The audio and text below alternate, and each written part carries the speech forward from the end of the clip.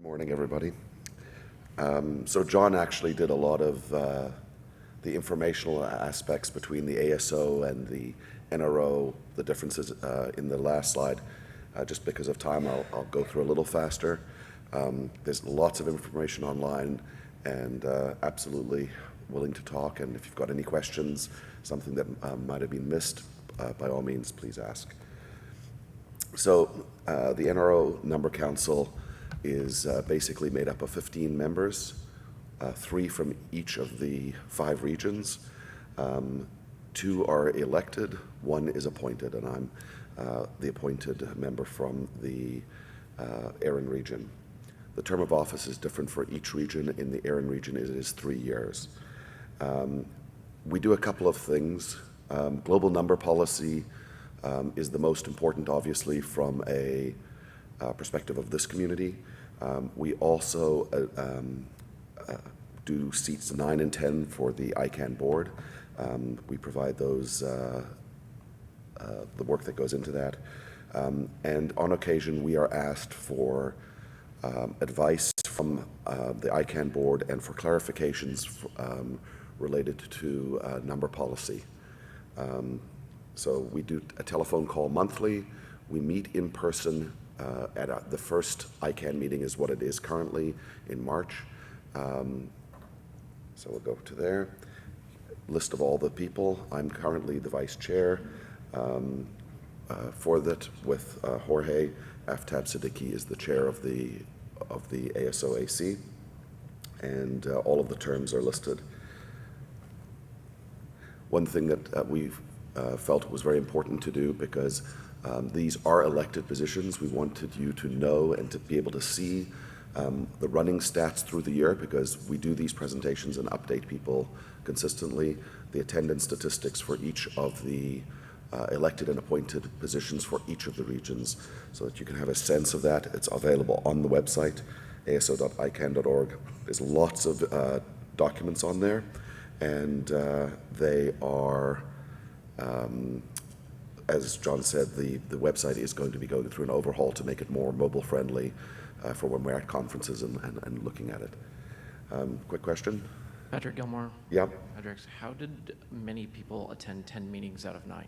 There was a typo there, but I appreciate you picking that up. That will get passed on to staff who generate that slide for us. There's enormous enthusiasm on their part. Yes. Yeah. One of the important things that to understand about what the ASO does is this graph. And you've got all the 5 regions, you've got the ASO, and you've got ICANN, and we deal with global policies. So what is a global policy? A global policy is something that really is about the regions directing IANA on how to get space from IANA/PTI, the new company name. So from IANA to the registries, or from the registries to IANA. That is it. It is not about coordinated policies between all of the regions, things that are good between the regions. That's handled in the regional policies or coordinated regional policies. But really the global policies, which are its own section in our NRPM, are about getting space there, getting space back, or other identifiers. We had something called the PPFT. The idea of the PPFT from each region is that we are watching for global policies or things that may be global in nature, and then those get reported back, and Jason Schiller was our PPFT member for 2019. And to the best of my knowledge, as of today, there are no global policies in the works. We completed the ICANN seat 10 board election. We had 3 nominations. 1 withdrew their nomination, and Akinori was selected by the board, by the ASO for the next term. All of the dates are listed there. It's a fairly comprehensive nomination, interview, and selection process. Very, very comprehensive, actually. And from this region, I was on the interview committee. For 2019, we'd like to talk about all of the things that we have done in terms of appointments from the ASO, AC, into other things within ICANN. And for 2019, Brajesh Jain was part of the NomCom, the ICANN NomCom. You'll notice there really isn't anything else there, and that is an active aspect of making sure and having a direction of doing things within ICANN that have a numbers focus. We could take on thousands of things, and we are asked many, many things within ICANN to be a part of. It's a very inclusive, and they would love as many people to participate in all of the different working groups that exist. But there is a very important litmus test that we follow to make sure that this is important to the numbers community and not just generically to help ICANN and the constituents within that. There's 15 of us. We would never have enough time in the world, and it would affect being able to do things when it was actually relevant to the numbers community. For 2020, we followed a similar nomination and selection process. So the NomCom position for the ASO AC, because we are given one position as part of, I believe it's directly part of the MOU. It is an open selection. We want somebody, it does not have to be from the ASO AC directly. We want somebody from the numbers community who is able to understand the numbers community, provide input and give feedback, but it does not necessarily need to be an ASO AC member. And in this case, it was not, it was Panjak Chaturvedi, and I apologize if I pronounced that incorrectly. So John mentioned earlier that we had the ASO, that we have the ASO review, many recommendations. The ASO AC reported back to the NRO EC that we had completed substantially all of the recommendations that we were able to do. Notes were given.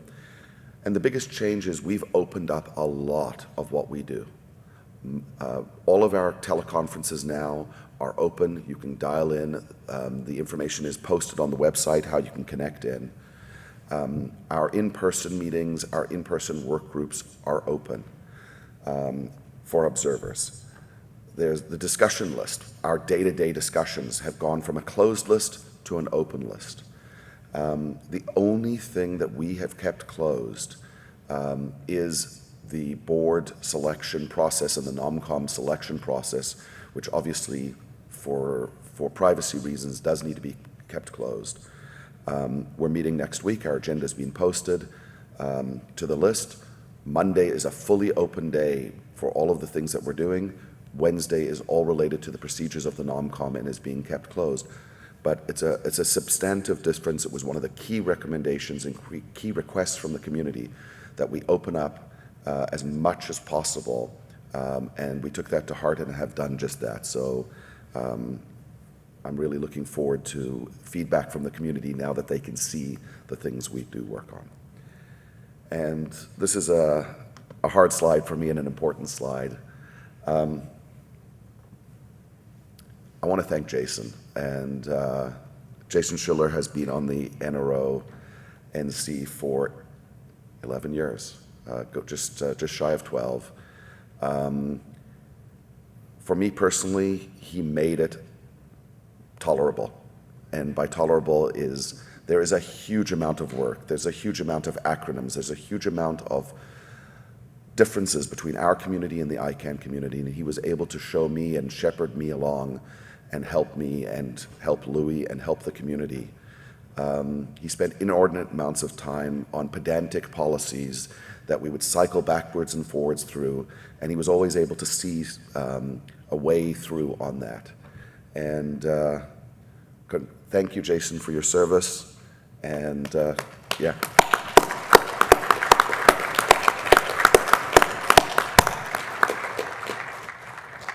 And lastly, please remember to vote.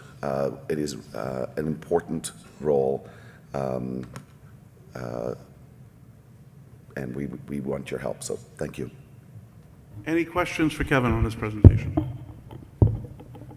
Thank you, Kevin. You're welcome.